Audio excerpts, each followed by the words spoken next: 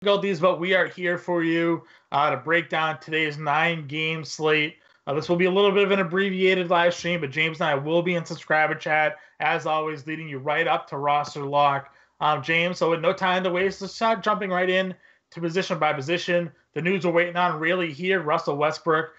Questionable game time decision was originally ruled out, now upgraded to a game time decision, as we said. You did a little bit of research today. You found an interview which said that from Paul George, actually, of all people, saying that Westbrook's actually with the team. He practiced today. So it's all really about the ankle, nothing about his twins being born. So I guess, starting off at point guard, how much interest do you have in Westbrook? Do you think he plays? If not, where are you pivoting? Who are your top guys at point guard tonight? I almost think he wouldn't be with the team if he weren't going to play. It's basically where I'm at. I think he's an elite play if he plays. It's hard to not target Sacramento guards. We've been talking about that all year, especially De'Aaron Fox, which he would draw the matchup against. Mm-hmm. So I think Westbrook instantly becomes one of the best plays on the slate, arguably the best, especially over on DraftKings where he's super cheap. He is currently the 5th highest priced player on DraftKings, cheaper than his teammate Paul George. So I think Westbrook is the top guy if he does, in fact, play. No, I agree with you there. And I think on DraftKings, you have that advantage where you slot in Westbrook, maybe at your utility spot, as you mentioned on the podcast. If he doesn't play, pivot to Paul George.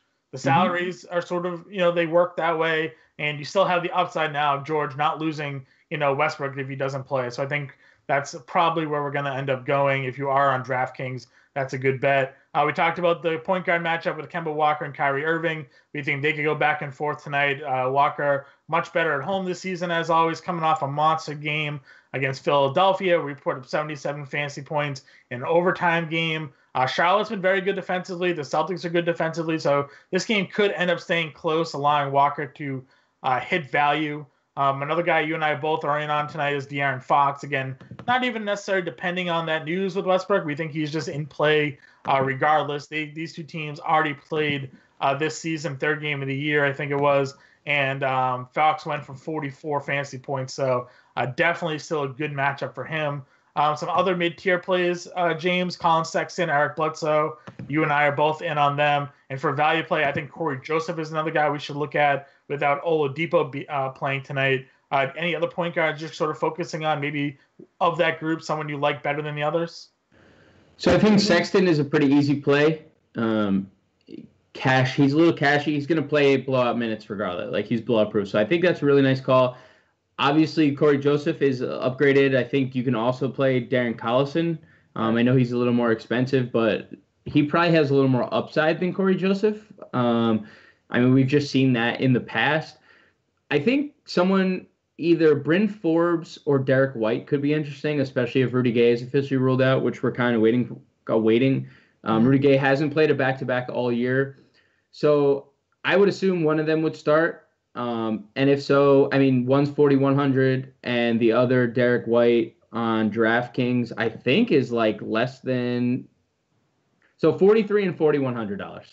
It's pretty hard to ignore. Yeah. 2 potential starters, 2 potential, up-tempo, huge up-tempo spots. So I think they're also sneaky value that probably goes overlooked.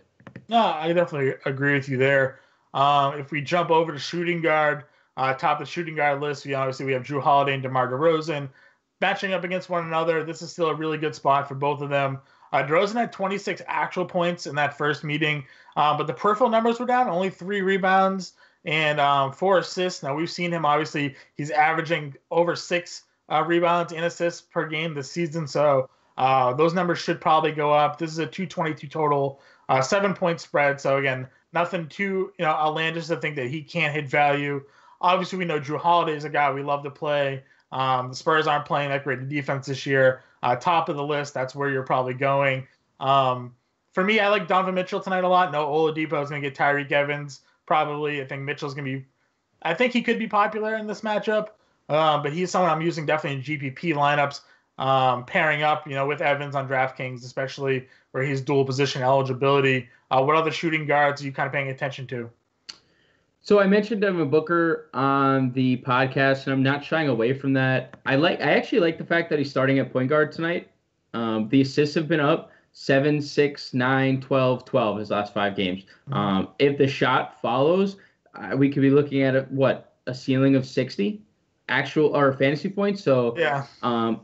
I think there's obviously it's GPPs only. So I think he's in play. I think we have to go to Lou Williams here. I don't see a way around it. Now that Danilo Gallinari officially ruled out kind of out of nowhere, it's pretty hard to ignore that Williams has 32% usage. I mean, he has the usage with whoever's on the floor, right. But we 13 shots a game Gallinari takes, so there's shots to go around. So, Lou Williams, someone who already shoots the ball a ton, is going to even get more shot attempts. So, and Atlanta stinks defensively. So I love Williams, up-tempo spot. His price tag is too cheap. I think there's massive upside here. Yeah, I won't argue with that. I think a couple other guys we should look at here as well. Jeremy Lamb, we talked about in the podcast. No MKG tonight. He's played over 30 minutes each of the last 2 games, 38 fantasy points in both of those games. I think the usage goes up there as long as Kid Gilchrist is off the floor. So I think we can definitely take a look at him. If we're going even a little bit further down, David Nwamba, a guy that you're a big fan of. He's been getting more run over in Cleveland. I think that should continue tonight against Detroit, who struggles to defend the guard position. He's played over, I think it was 26 and 28 minutes each of the last 2 games, $4,000 on FanDuel. I think he's someone that's very much in play. Any interest in returning Avery Bradley at all? He's going to start against Atlanta. I don't hate it. There's the one thing about Avery Bradley since he's gotten there, and primarily earlier in the year, he wasn't shooting. I guess it was better lately. Like before his injury, he did have 4 of his 5 games before the injury. He took double-digit shot attempts. So I don't hate it, but he's shooting so poorly from the floor. And this is a guy who's never really been peripherally sound. He's never, even when he was back in Boston, he didn't really give us peripheral stats. And now he's not giving us any.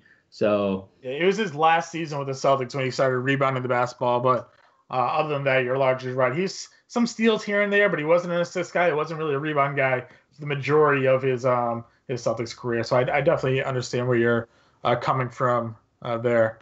In news breaking still, Wes Matthews isn't officially ruled out yet. Still a game time decision. So please, man. I know that has some impact on potentially the next position we roll to. Small forward. Obviously, we talked about on the podcast again. Giannis, I'm done sort of looking at matchups and saying, I'm not going to pay for this top price guy. To me, they're just always in play. Matchup be damned. If he goes for 60, 70 points and you don't have him in your lineup because you thought maybe the matchup wasn't good enough, you're going to hate yourself. Paul George, again, you pointed out that whether or not Russell Westbrook plays or not, he's still a viable option. And as we mentioned with Westbrook news, they're still unsure if he's playing on DraftKings, especially. If you don't include George, but you play Westbrook and Westbrook gets ruled out, you can just as easily pivot to George salary-wise, save you a little bit of cash, maybe spend it else elsewhere. But that does work. Again, this Thunder game in Sacramento, final game of the slate. So we won't really know until after rosters lock, on FanDuel at least, who's playing. Moving down, TJ Warren, I think I put in the playbook, says enough, play him. Starting at power forward tonight, the Sixers are horrible defending the power forward spot, whether it's Wilson Chandler or Mike Muscala at power forward. Neither of them defend. I think TJ Warren is just in a crush spot, especially if we think that Butler is going to be defending Devin Booker tonight. Chandler's getting a ton of shots up. Warren's getting a ton of shots up. Just play him. I think he is just as safe as it comes. I did like Harrison Barnes as long as Wes Matthews is out, but that also counts for Dorian Finney-Smith. As long as Wes Matthews is out, I think both of those guys are in play. What other small forwards are on your radar tonight? Just so you know, 24th against power forwards for Philly, so you're spot on with that. Yeah. We could always go to Kent Bazemore in tournaments. I don't love it. I don't hate it. We've got to go to Tyreke Evans, though. Like, that's the guy. Yeah. He's the chalky. He's going to be the chalkiest play of the slate. Whether or not they're playing Utah, he's 4.1K. He has over 30% usage with Oladipo off the floor. And we just saw 2 games ago with Oladipo off the floor what he's capable of. And what we saw last year in Memphis a lot of the time when he would come off the bench, 23 and 10. So, and he's better in the assist category than he showed. So we could even see like an uptick in assists. And I'm not saying the 10 rebounds wasn't an outlier because it slightly was, but this is a guy we saw in his rookie year average 17, 5, and 5. So it's not like a 10 rebound game is totally out of the norm. I don't see how you fade him in cash. Obviously, you can fade him in tournaments, but if you're going to fade him in tournaments, I also suggest you have a pivot lineup with him in tournaments because if he goes off at 4.1K and you don't have him, you're not going to win because 60% of the field will. Yeah, if you're fading Tyreek, it's because you're playing like Bojan probably, right? Yeah. So I think that's the obvious pivot down spot. Another guy worth mentioning, especially for FanDuel, Wilson Chandler, minutes limit got bumped up to 27 minutes. It's $3,600. Super cheap guy. And then someone, again, you mentioned on the podcast, Dwayne Bacon, 28 minutes last game. Again, don't have to play him. Probably don't need to play him, but min-price guy over on FanDuel where min-price zeros don't really hurt you because they just drop the score anyways. Power forward, again, Anthony Davis, same thing with Giannis. Play him. Doesn't really matter the matchup. I'm tired of looking at the spreads and thinking, oh, well, if he only played, he's playing 40 minutes, 35 minutes plus, he's going to put up 80. So no problem here in this matchup against San Antonio. You and I are just all in on Tobias Harris now, though, with that Gallinari. Yeah, I mean, I was all in him. We were both kind of just all in him regardless. Cash game lock. It was only a 7-point spread, which is really nice because it hasn't been that close in an Atlanta game in some time. But now, Atlanta already ranks dead last against power forwards. Yeah. And it's just too easy. It was too easy to play before. It's now too easy of a play. 13 shots. Theoretically, if they do put like let's say a Mike Scott in the starting lineup or someone who's not offensive oriented, you can only hope, right? They only really have Tobias Harris as an offensive weapon because, I mean, Avery Bradley isn't really someone who shoots a lot. Patrick Beverley isn't someone who really shoots a lot. Neither is Marcin Gortat. So, I mean, all these guys are not shooters. Tobias is going to have all the shot attempts in the world. He's a lock. Lock. Throw away the key. Never find it again type of lock. No, I agree with you there. We're getting some questions. Our girl Cheyenne asking us who benefits with the news of Gallinari being ruled out. As we just mentioned, Tobias Harris is the guy. Lou Williams, also someone that you need to look at in play here. But yeah, again, Montrezl Harrell probably also another guy to look at. And Mike Scott, we mentioned him. He's min-price on FanDuel, probably close to min-price over on DraftKings as well. Already playing 20 minutes a night anyway, so him being ruled off the floor is kind of interesting. I think there's possibility that, well, maybe he sees more minutes, and if that's the case, he's someone that you should probably consider in GPPs. Yeah, I mean, I think that's where we're looking. If we're going down more, power forward, Paul Millsap, GPP play against Milwaukee a couple games ago, 49 fantasy points.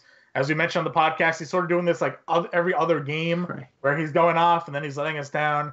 This should still be a matchup for him to take advantage of against the Bucks. Play him if you want in GPPs. I think the upside's there for him. I'm playing some JaMychal Green tonight. Especially with the fact that the Dallas front court rather is a little banged up tonight. Green came off the bench in his return from a broken jaw, played 21 minutes and had 8 points, 8 rebounds, 2 blocks, and a steal. I actually like him coming off the bench. I think his usage rate will go up with him coming off the bench for Memphis. He's only $5,000 on FanDuel, so I don't mind playing Green with the assumption that he might even see more minutes tonight in his second game back. So I think Green could be in a nice spot as a cheaper power forward option. My only concern is how many minutes does he get on the second night of a back-to-back? He's only played 3 games this year, and I like JaMychal Green as a fantasy point per minute guy.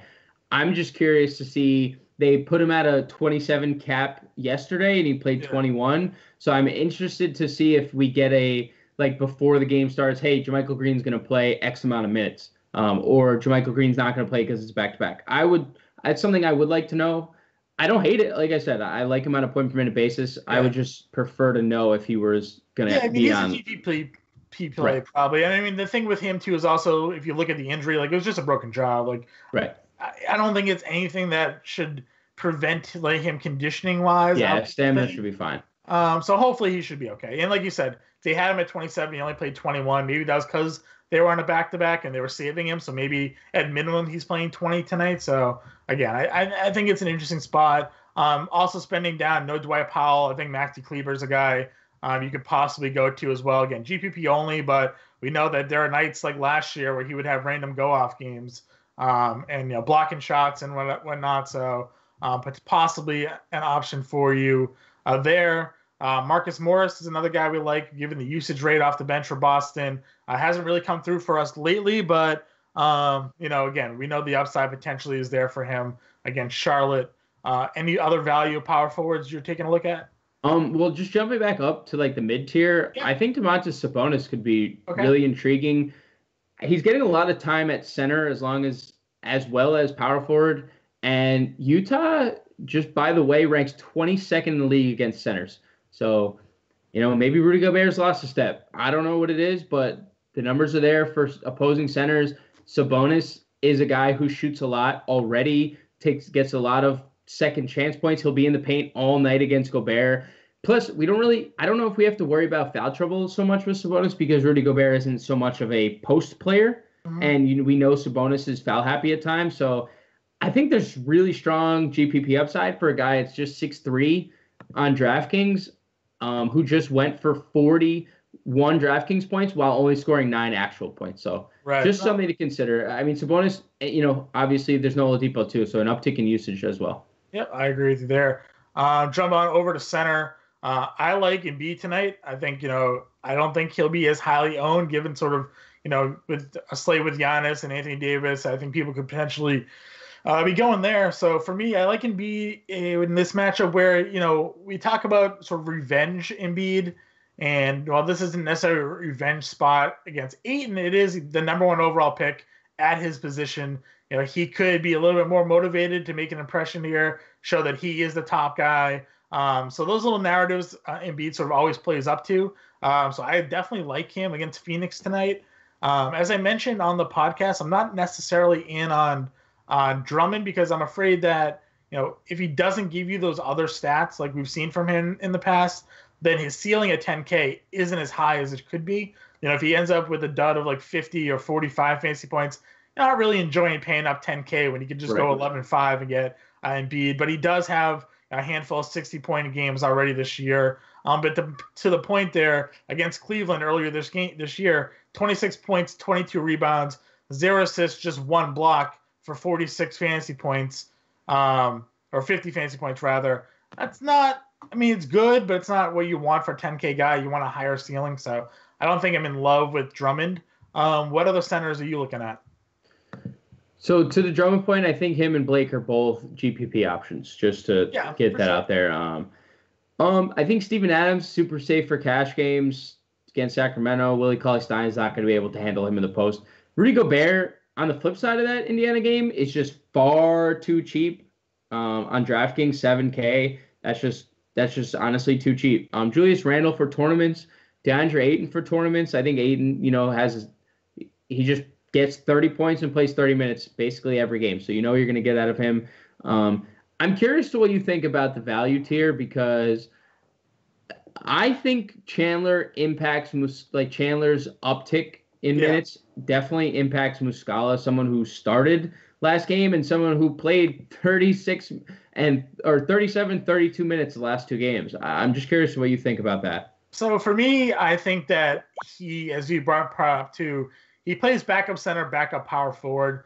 And I also think that there's an opportunity for him and Chandler to play together where Chandler maybe switches down and subs out for, Ben Simmons or something like that. So I think there's still an opportunity for him to get 25 or so minutes. Obviously, I don't love it as much knowing that Chandler has increased minutes. But I'm still not totally fading Muscala, I don't think, tonight. Another thing that I like, to go back on that, if this game does end up being a blowout, I also think Muscala sees more run as well. Right. And obviously the 76ers on paper are a more talented team than Phoenix, so they should maybe potentially, go that route. We mentioned Marcin Gortat a little bit on the podcast. The Hawks do play more of a traditional center. That could give Montrezl Harrell a little bit of an issue. And if you looked at Gortat's minutes of late. They've been on the rise. He's been hitting almost 20 fantasy points as well over the last 3 games. Again, he's not going to go off, but I think there's a route for him to hit value as sort of a min-price center option on FanDuel as well. I don't hate it. I don't love it. I think it helps that Gallinari's out. So I agree. Any other thoughts on tonight's slate? Any who's like your must play aside from obviously Tyreek? Are you paying up for Davis or Giannis? Like, where are you going at in terms of who you rather? I want to play Westbrook if he plays. Okay. And I think if he doesn't, I think it's really hard, like you said, to ignore Anthony Davis. I also think it's really hard to ignore Paul George if Westbrook doesn't play. So that's kind of why I like the fact that Westbrook is game time decision. You could play him over on DraftKings and you save the extra $200 and you go up to get Paul George. So right. I think that's like a route that I'm going to take a lot. Like a lot of my tournament shares are going to be contingent on Westbrook and Paul George. That's fair. I definitely understand that over on DraftKings. That's a great spot. On FanDuel, again, I don't think you can go wrong with really playing Giannis or Davis in cash games. I think Embiid is the nice GPP pivot off of there. And then I also think that paying up for a guy like DeRozan could be a nice pivot option as well. But that does wrap up tonight's live stream. Sorry, it was sort of a little bit rushed. But James and I are going to be in subscriber chat. Optimal lineups are coming out right after this live stream ends. We'll answer any final lineup questions. Hopefully some more injury news breaks. Maybe we'll get that Russell Westbrook news within the next 20 minutes or so, and we'll be able to save ourselves a little bit of headache. But for now, guys, good luck tonight, and we'll catch you in subscriber chat. Later.